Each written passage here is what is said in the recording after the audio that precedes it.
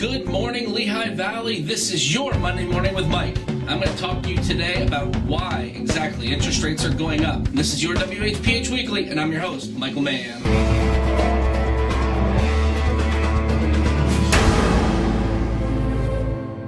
All right, serious show here, folks, and this information, which is absolutely true and correct, comes from a fellow loan officer here at Fairway Mortgage.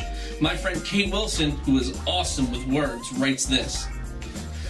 About every other call this week has been from a borrower who is nervous about rising interest rates. The headline news all week has been that mortgage rates are rising. Unsatisfied with the 4.5% rate, we quoted them last week, and now trying to hold out for the elusive sub 4%. They decided to take their chances and float. Now that rates have ticked up to the 4s, they want to hold out longer. Still hopes of capturing anything in the 3s. It's sort of like putting more quarters into the slot machine, or dollar bills, whatever you play with, in hopes of getting back what you've lost. It may not happen. I've made the mistake in the past of predicting what rates might do in the future, and it doesn't turn out so well. So however, this week I'm going to go out on a limb and I'm going to tell you exactly what I've been telling people this week. A couple years ago, Federal Reserve started buying $85 billion a month in mortgage-backed securities in an attempt to get the struggling economy moving again. With the federal funds rate near zero and no place else to provide stimulus, this was a tool to keep long-term rates on mortgages very low for some time. The housing market was in a slump second only to that of the Great Depression, and the thought was that keeping interest rates on mortgages ultra low would provide an incentive to buy or refinance, which would put millions of dollars into the economy. Consumption is what makes our economy go. Well, it's been working. While the jobless rate is still too high to call normal, and 21% of sales are still distressed properties, that's compared to 5% in a normal economy, the stock market has been going up and up and up. Things are getting better.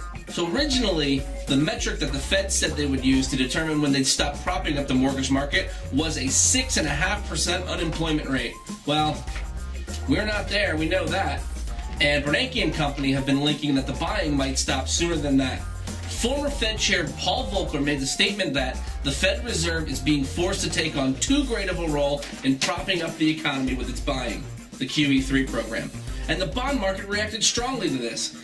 And the already circulating rumors forced them to stop buying, and the rates ticked up to 4%. Here's the thing.